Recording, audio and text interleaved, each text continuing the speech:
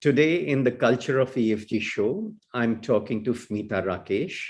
She's the portfolio director of Social Alpha for clean energy and climate action. Social Alpha is a multi-stage innovation, curation, and venture development platform for science and technology startups. Welcome, Smita, to Culture of ESG. Thank you, Harsh. Thanks for having me here. It's always a pleasure to interact with you and talk about something that's so close to both our hearts. All right, so let's start right from there. What is personally ESG for you in your life? I think, ESG is seen as this formal way of non-mandatory but yet expected kind of reporting.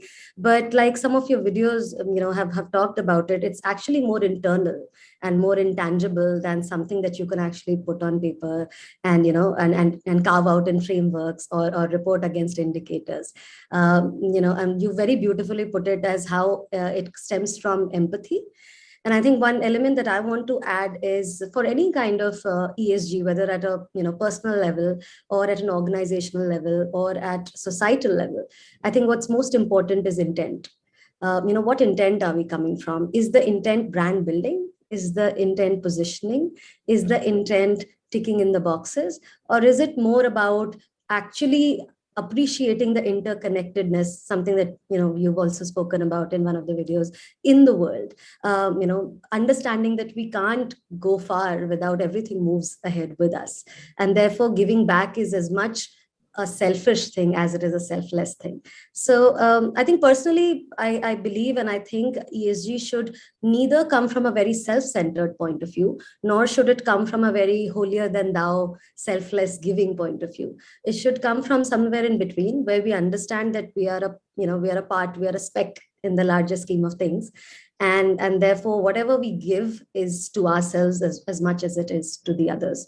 And therefore, whether it's a corporate, whether it's startups that we work with, whether it's us in our individual lives, this culture has to stem from within in more intangible, in more, more sort of very meaningfully intended ways. So it's about balance, neither to left nor to right, but stay right in the center. But if you would have to err, where would you?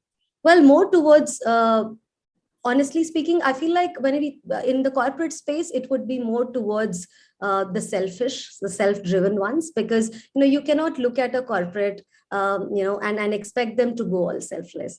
But at the same time, we have examples of, organizations like the ones that Tatas have built, right? Where it started with the primary motive of giving.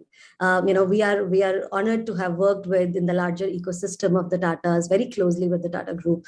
And I think the value system of JRD Tata and that group is what tells you how giving is far more liberating and is far more, enriching and far more, more critical and takes you a longer way, even in terms of gaining your own vision. So, the advice would be towards this, but I don't know how corporates will see the connect and err on the side of being more selfless.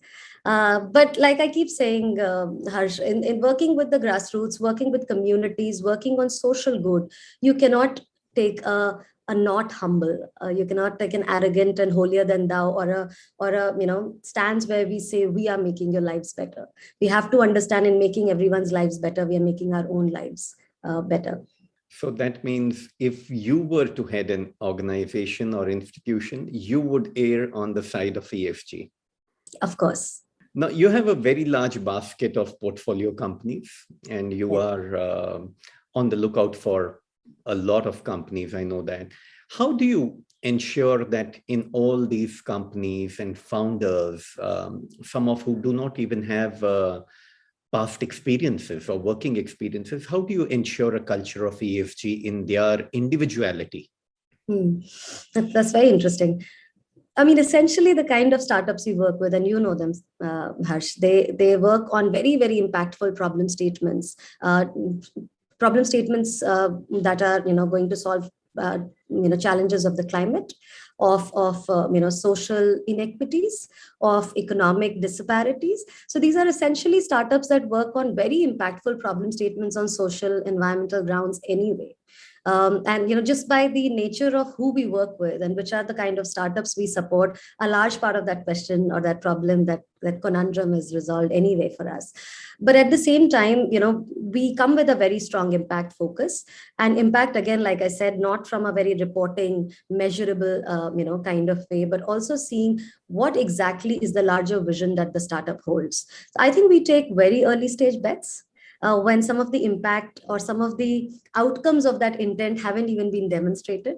So the bet is more on the ethics of the company, on the value systems of the startup as well as the entrepreneur, and seeing what exactly in the larger vision over a longer period of time, what exactly do they want to give back to the world in terms of, they are also for-profit enterprises. So in terms of working on their top line and bottom line, as well as giving back to the society, where is it that they're striking a balance? So that's one of our biggest assessment points, more than actually looking at sometimes the cash flows of the company. We focus and break our heads on understanding that. Having said that, what we also see that these are very early stage startups, like I said, and therefore, sometimes following a process as well as not talking about it externally are two different things. And therefore, working very closely with them as they evolve from sometimes a one-person driven enterprise to a team of many, we try and make sure how this becomes a part of their culture as the company grows, how that one individual keeps following the culture of ESG as the team grows and it becomes a bigger company and, has more investors coming on board. All the three things are important. One, ensuring that the culture of ESG flows from the top.